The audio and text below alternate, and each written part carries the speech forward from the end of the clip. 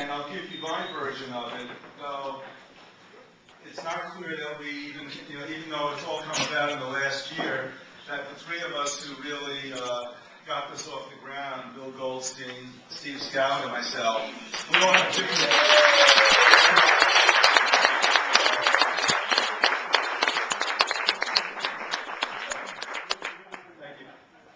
As happens with people of our age, we all have different recollections of how this came about. But this is my version of it. Bill and Steve and I, who have kept in touch over the years, were hemming and hawing about should we go to our 40th year reunion at the U of R. And we dickered around about this for a couple of months, and had phone calls and, started to plan it. And then all of a sudden, it kind of dawned on us that what we'd really like to do is rather than go back to Rochester and see a whole bunch of people that we really weren't friendly with 40 years ago, that we'd like to get together with the people that we spent all our time with, and that was basically the members of Row New. So that was really the inception of it, and that was in the fall of 2008. And then, we started planning it, and I guess the first official thing was when we sent out an invitation to Evite last May. And the thing has really mushroomed since then. And I think we all had very, high expectations for what this, how this would be. But I think, at least in my case, it's exceeding any expectation that I had. I mean, it's really just.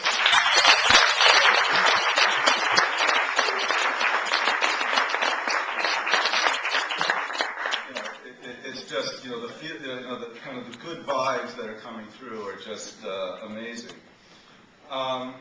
We shared a lot of common experiences at Rochester. The ones that I remember the most, and none of them have anything to do with school or academics, which those of you who know me well will know it wasn't my, strongest point at college.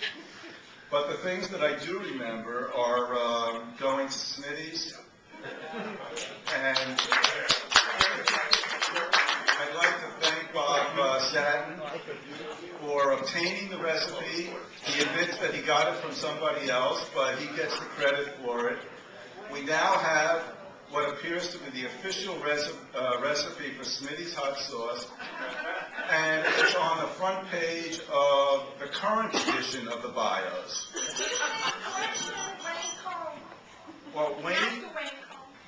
Wayne said he had it, but he didn't share it. All right.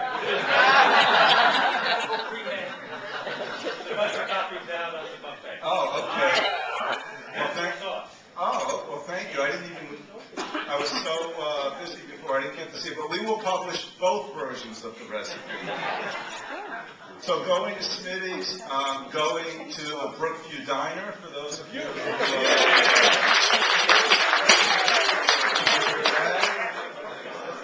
which in my case was often after staying up all night, working very hard at playing poker, either in the Aid High Lounge or in the Towers.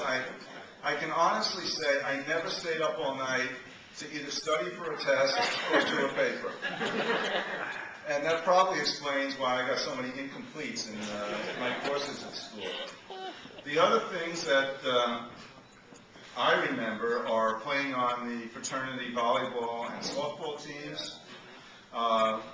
It turned out that even though I think most of us had never even played volleyball in any serious way, that we figured out how to play, and we had I think a team with a lot of teamwork.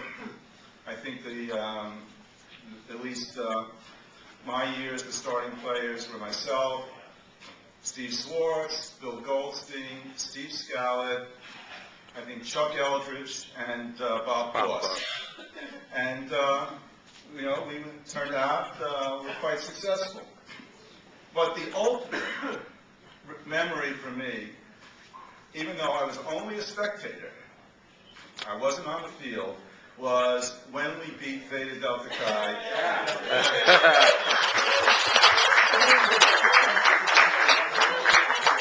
In intramural football. I mean, the thrill of beating those guys who there is no way at any point in that game that they thought that they would lose that game. Most of them were former varsity football players.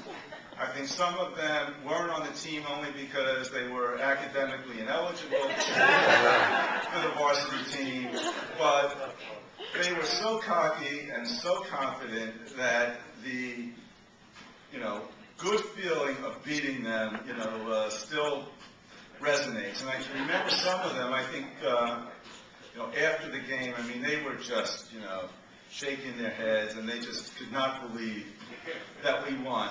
We had hope. There was a rumor that Ted Seidenfeld had a 8mm film of that game. He did have it. He did have it, but he couldn't find it. We had high hopes that we would be able to show that today. But for those of you who were there, I'm sure you can all remember, what happened. Paul, you forgot one thing. Yes. Do you remember the time you set fire to your own car? You want to tell that? Would you like to tell that story? Well, I don't want to hog the microphone. But I will tell two quick stories. I set fire to my car. Well, it wasn't my car. It was the carburetor. Which was attached to your car. Right. I believe I have very little technical knowledge, especially about cars, but I believe I was trying to prime the carburetor, and somehow by pouring gas down there, it exploded. Right. But what I do remember is almost setting fire to my the lounge of my suite at the Towers. Because, I'll tell this very briefly, I had a date, which in itself was unusual. And I brought her back to the Towers. I think her name was Enid Moses, if anyone remembers. And I thought I would be very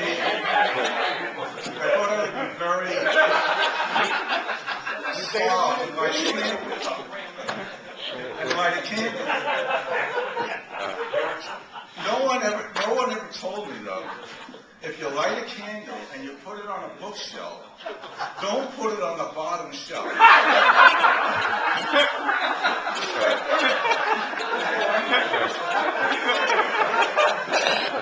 So I lit the candle, brought my date home, came back, and went to bed. Fortunately, I wasn't the last one to go to bed, and one of my suite mates, if they can remember, they can mention that, found it and put it out. That is a true story. One of the most, I think, enthralling things about this reunion has been reading the bios that everyone has written. And I think it's just incredible when you read through them to see where everybody is today and sort of the journey that they took to get there. And though many of us, have followed different paths to get where we are, I think in many ways there's a lot of commonality among the group, a lot of focus on career, a lot of focus on family, and I think the things that we maybe innately recognized in each other when we were much younger and not necessarily thinking about these things, I think there's a reason that we were a very compatible group at the time, and I think there's a lot of similarity in terms of where we all are today.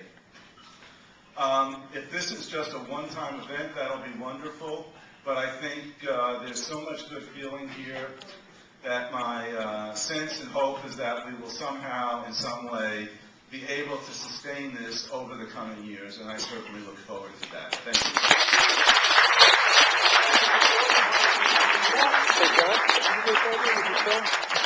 you.